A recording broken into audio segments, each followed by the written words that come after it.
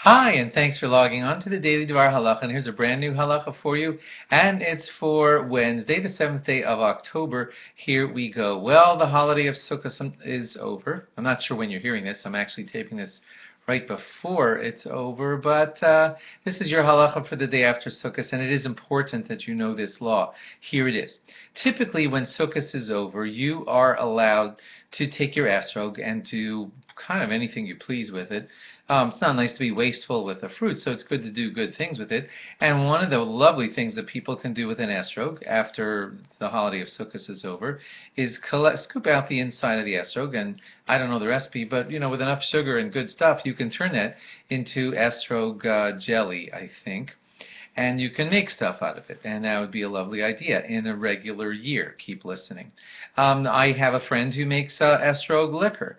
I'm not sure how he does it, but he must squeeze the liquids out and then do something with alcohol, and then he turns it into esrog liquor, and that's a fine thing to do with esrogim after Sukkot is over also. But here's the catch.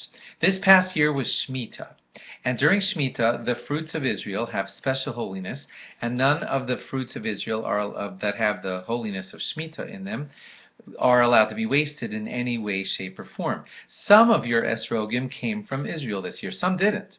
If you have an esrog that came from California, then basically the rest of the law that I'm teaching you won't affect your halacha, your esrog, although you should still listen to it. But if your esrog came from Israel, as like mine did, and it'll say it on the box, if your esrog came from Israel, then it was probably, grown and plucked and everything to this year, in the year of Shmittah, and therefore it has the holiness of Shmittah on it.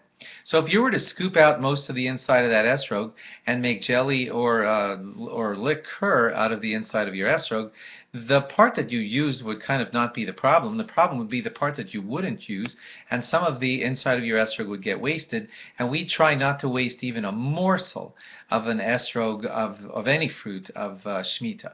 Therefore, if you're holding an Israeli esrog in your hand, do not let it go to waste. There are some simple things that you could do with it.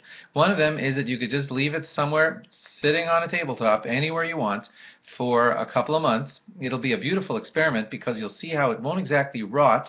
It'll just shrink down and get brown. That's one of the miracles of the esrog. It won't get rotten, but it will dry up and it will no longer be a food esrog because it'll just all dry out. It'll still smell wonderful and everything. And when it's in that state, then none of it is considered going to waste anymore because it is no longer edible. Although it still smells good and isn't rotten, but it isn't food at that point. And at that point you could wrap it up, and then once wrapped up you could put it in the trash because it is no longer considered a food item, and it's no longer considered wasteful. There are people who are collecting up these esrogim, if you might want to find out where they're doing that in your city. And if you get one of these esrogs, then what you could do is get that esrog and then send it to Israel, where someone there will deal with it in a more appropriate way. And if you can manage to do that, that would be a fantastic thing to do with your esrog in this season. Any more details? Well, just ask your rabbi about it. Just be certain that you're not doing the wrong thing with your Shmittah esrog. Thanks for logging on. Log on again tomorrow for more. Bye-bye.